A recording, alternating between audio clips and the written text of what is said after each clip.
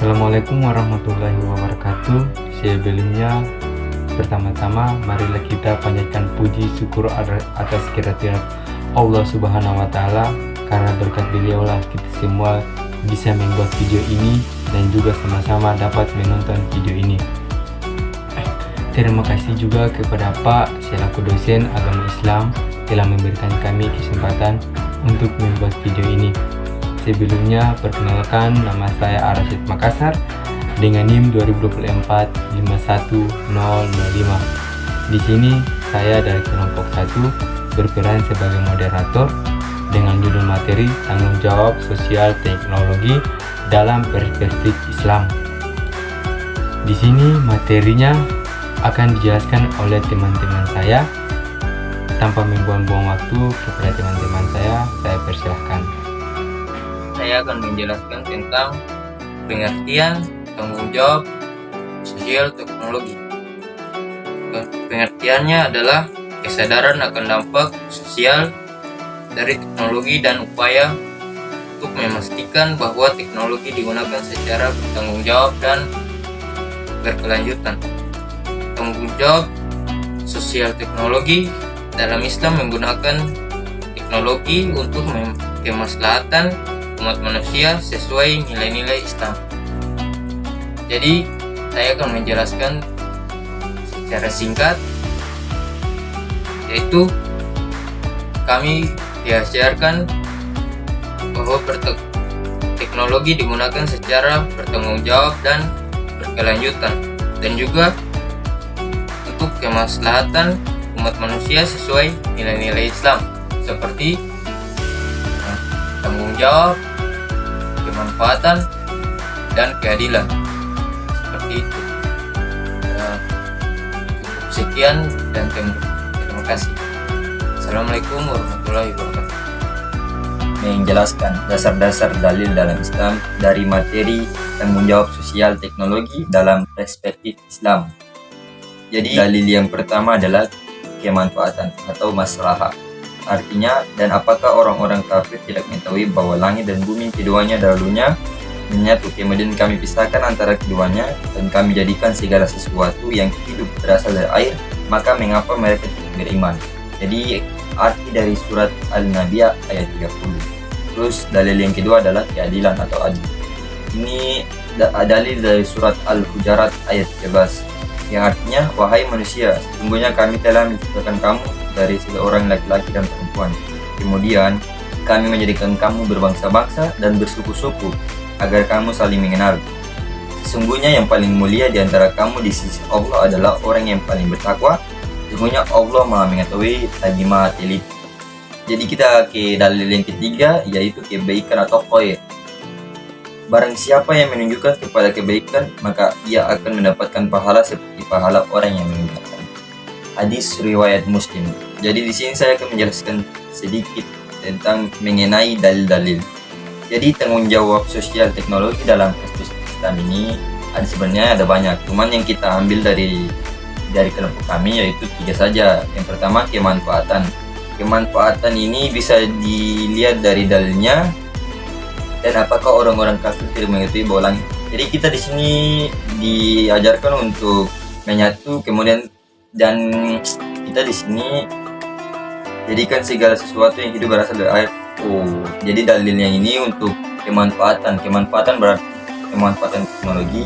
Kita harus memanfaatkan teknologi dengan sebaik mungkin, dan kita diajarkan juga dalil yang kedua yaitu keadilan. Keadilan dari sosial teknologi. Dalam Islam itu kita harus adil dalam teknologi.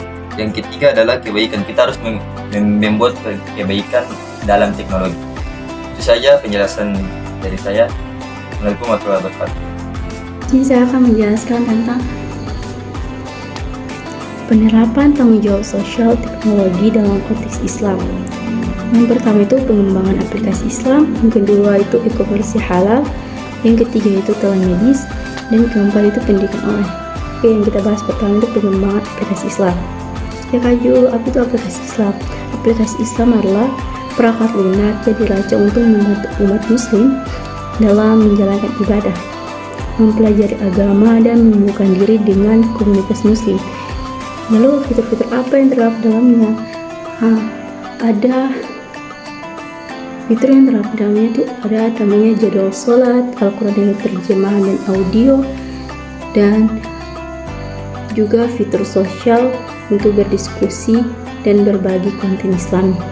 Lalu mengapa sih kita harus mengetahui pentingnya pengembangan Islam itu? Karena yang pertama, kita menggunakan umat Islam dalam menggali informasi dan menjalankan ibadah kapanpun dan dimanapun, karena dalam aplikasi tersebut sudah ada jadwal pengingat, terus mengaji juga di dalamnya sudah terdapat Al-Quran. Kita terdapat di suatu ibadah atau arah kiblat, maka aplikasi tersebut akan menunjukkan arah kiblatnya dari bagian Ka'bah. Dan kedua itu, pengguna dapat menentukan lokasinya untuk mengakses lokasi Ka'bah. Lalu contohnya apa sih? Contohnya itu seperti Muslim Pro. Muslim Pro adalah sebuah perangkat, sebuah aplikasi yang dimana itu dia sudah terdapat semuanya, mulai dari pengingat sholat, Al-Quran, terjemahan dan audionya, serta fitur-fitur lainnya terdapat di dalam. Dan kedua itu Quran.com. Di situ cuma terdapat Al-Quran dan juga terjemahannya, terdapat fitur lain tidak. Yang ketiga itu namanya Islam.com. Di situ cuma untuk berdiskusi antar komunitas dan kelompok. Jadi kalau kita ingin belajar agama lebih dalam, boleh silahkan secara online menggunakan Islam.com. Dan pembahasan kedua yaitu tentang e-commerce halal. E-commerce halal adalah sebuah platform e-commerce yang menjual produk halal dan menyumbangkan sebagian keuntungannya untuk kegiatan sosial. Jadi maksudnya ini ketika mereka melakukan penjualan, mereka itu pasti memiliki keuntungan yang lebih. Keuntungan yang lebih itu mereka sumbangkan untuk kegiatan sosial seperti bakti amal atau pergi ke panti asuhan. Contoh e-commerce halal itu seperti Tokopedia. Tokopedia itu punya fiturnya itu Tokopedia Halal Corner. Di situ dikhususkan untuk menjual baju-baju muslim seperti jubah, gamis, mukena atau lain sebagainya yang berkaitan dengan muslim. Yang kedua itu ada namanya Shopee Barokah. Jadi bukan cuma Tokopedia tapi Shopee juga punya. Dia juga fungsinya untuk menjual barang-barang atau produk-produk halal untuk muslim. Dan yang ketiga itu Bilbi Hasanah, dan fungsinya sama seperti yang dua yang awal. Oke, pembahasan kita lanjut ke pembahasan ketiga yaitu telemedis. Telemedis adalah penggunaan teknologi telekomunikasi untuk memberikan layanan kesehatan jarak jauh, terutama bagi masyarakat di daerah yang terpelosok atau terpencil. Jadi aplikasi ini mempermudah kita untuk berkomunikasi pada tenaga kesehatan ketika kita berada di terpelosok pencil. Jadi kita tidak perlu melakukan perjalanan jauh lagi untuk ke dokter, karena sekarang sudah dipermudah dengan namanya aplikasi. Tapi aplikasi ini tidak teruntuk buat orang yang kadang di rumah sakit. Kalau di rumah sakit langsung ke rumah sakit saja. Ini diperuntuk untuk yang di daerah terpencil dan memang jarang sekali ada puskesmas, rumah sakit dan lain sebagainya. Contohnya itu seperti aplikasinya itu Halodoc. Aplikasi itu kan memudahkan kita untuk berkomunikasi kepada dokter, menanyakan tentang kesehatan kita, penyakit yang kita alami, terus apa saja yang menjadi tantangan untuk kita, dan apa saja yang boleh kita konsumsi. Dan yang terakhir itu adalah pendidikan online, yaitu platform pembelajaran online yang menyediakan akses pendidikan berkualitas bagi semua masyarakat. Jadi platform ini tidak diperuntukkan untuk sebagian orang saja, tetapi untuk semua, baik itu mau rakyat kecil atau orang besar sekalipun.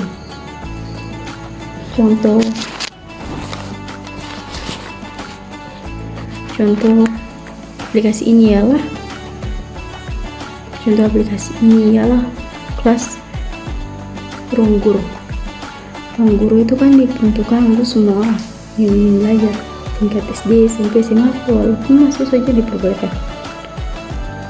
Dan ruang guru itu juga sangat murah, sehari itu 1.000.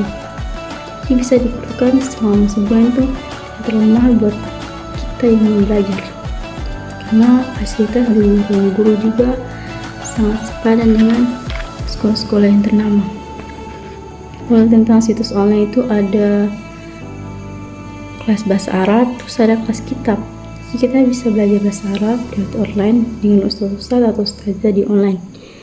Kita bisa dapat pengetahuan tambahan walaupun di sekolah, di kampus, atau di online sekalipun. Jadi aplikasi online sangat penting buat kita yang memang membutuhkannya. Bagi orang yang tidak membutuhkan, mungkin mereka bilang tidak penting. Ini segini sangat penting karena memang mempunyai banyak manfaatnya, terutama tadi yang sudah dibahas sebelumnya. Tantangan penggunaan teknologi. 1. Privasi. Teknologi seringkali memerlukan data pribadi untuk berfungsi seperti informasi lokasi dan kebiasaan. Tantangannya adalah kita harus melindungi data tersebut agar tidak terjadi penyalahgunaan, pencurian, atau pelanggaran privasi. Yang kedua, ketergantungan. Nah, pada poin kedua ini, teknologi dapat membuat orang menjadi sangat bergantung pada perangkat atau layanan tertentu seperti media sosial dan aplikasi. Yang ketiga, hoaks dan ujaran kebencian. Teknologi, khususnya internet dan media sosial, memungkinkan penyebaran informasi palsu, hoaks, dan ujaran kebencian dengan cepat luas. Solusi mengatasi tantangan. 1. Literasi digital bertujuan untuk meningkatkan pemahaman masyarakat tentang penggunaan teknologi secara bijak, efektif, dan aman, seperti mengenali informasi palsu dan melindungi data pribadi. Yang kedua, regulasi. Regulasi adalah peraturan atau kebijakan yang dirancang untuk mengatur penggunaan teknologi seperti perlindungan data pribadi dan pencegahan penyebaran hoaks. Yang ketiga, etika digital adalah panduan moral dalam menggunakan teknologi seperti menghormati privasi orang lain dan tidak menyebarkan konten negatif. Assalamualaikum warahmatullahi wabarakatuh. Oke, di sini saya akan memberikan kesimpulan dari topik yang telah dibahas oleh teman-teman saya. Oke, kesimpulan dari presentasi ini adalah teknologi adalah alat yang memiliki potensi besar untuk memberikan manfaat bagi umat manusia dalam perspektif Islam. Penggunaan teknologi harus selaras dengan nilai-nilai keadilan, kemaslahatan, dan kebaikan. Oleh karena itu, kesadaran sosial teknologi perlu dikembangkan dan digunakan dengan mempertimbangkan dampaknya terhadap masyarakat, lingkungan, dan berkelanjutan. Prinsip Islam. Penerapan teknologi harus berlandaskan ajaran Islam seperti keadilan, kemanfaatan, dan kebaikan. Penerapan praktis. Inisiatif seperti pengembangan aplikasi berbasis nilai Islam, e-commerce, halal, telemedians, dan pendidikan online dapat menjadi contoh pemanfaatan teknologi untuk kebaikan. Tantangan dan solusi. Privasi, hoax, dan ketergantungan teknologi adalah tantangan yang dapat diatasi melalui literasi digital, regulasi yang ketat, dan penerapan etika digital. Kerjasama dan pendidikan. Diperlukan kolaborasi antara pemerintah, masyarakat, dan sektor swasta, serta penguatan pendidikan karakter untuk membangun generasi yang mampu memanfaatkan teknologi secara bertanggung jawab. Oke, itu saja dari kesimpulan pada presentasi ini. Assalamualaikum warahmatullahi wabarakatuh. Bagaimana cara mengurangi kesenjangan sosial? Yang pertama, pendidikan. Pastikan semua orang punya akses ke pendidikan berkualitas. Yang kedua, ekonomi. Ciptakan peluang kerja yang sama bagi semua. Yang ketiga, kesehatan. Jamin akses kesehatan yang terjangkau. Yang keempat, infrastruktur. Bangun infrastruktur yang merata di seluruh daerah. Yang kelima, bantuan sosial. Berikan bantuan bagi yang membutuhkan. Yang keenam, pemberdayaan. Bantu masyarakat mandiri. Yang ketujuh, toleransional. tingkatkan sikap saling menghormati. Terima kasih. Perkenalkan, nama saya Zulfikar Solisa dengan NIM 2024-51004. Di sini saya akan menjawab pertanyaan yang diberikan oleh Yayan Ummagapi. Bagaimana cara kita menggunakan teknologi dengan baik? Oke. Menggunakan teknologi dengan baik memerlukan kesadaran tanggung jawab dan tujuan yang jelas. Berikut adalah beberapa cara untuk memastikan penggunaan teknologi yang baik. 1. Pahami tujuan penggunaan teknologi. Gunakan teknologi untuk mendukung produktivitas, pembelajaran, atau hiburan yang sehat. Hindari penggunaan berlebihan yang tidak memberikan manfaat. 2. Batasi penggunaan berlebihan. Tetapkan batas waktu penggunaan perangkat seperti ponsel atau komputer. Gunakan fitur seperti pengikat waktu layar untuk mengelola durasi penggunaan. 3. Jaga privasi dan keamanan. Jangan sembarang membagikan informasi pribadi di internet. Gunakan kata sandi yang kuat dan aktifkan autentikasi 2 faktor pada akun penting. Perbarui perangkat lunak secara rutin untuk melindungi dari ancaman keamanan. 4. Gunakan teknologi untuk kebaikan. Ikut serta kegiatan positif seperti menyebarkan informasi yang benar atau membantu orang lain melalui teknologi. Hindari menyebarkan hoaks, ujaran kebencian, atau konten negatif. 5. Seimbangkan kehidupan digital dan nyata. Luangkan waktu untuk berinteraksi langsung dengan keluarga atau teman. Hindari kecanduan media sosial atau yang menggunakan Hindari kecanduan media sosial atau game yang mengganggu keseimbangan hidup. 6. Etika digital. Hormat hak cipta dan karya orang lain. Bersikap sopan dan profesional dalam komunikasi digital. Dengan menerapkan prinsip-prinsip ini, teknologi dapat menjadi alat yang mendukung kehidupan yang lebih baik dan bermakna. Oke, sekian dari saya. Terima kasih. Oke, mungkin itu adalah jawaban dari pertanyaan-pertanyaan dari teman-teman. Kalau memang teman-teman belum paham atau puas dengan jawaban tersebut, tolong di komen untuk membuat saran atau kritik atau tanggapan dari teman-teman. Mungkin itu saja video dari kelompok kami. Kurang dan lebihnya kami mohon maaf. Wassalamualaikum warahmatullahi wabarakatuh.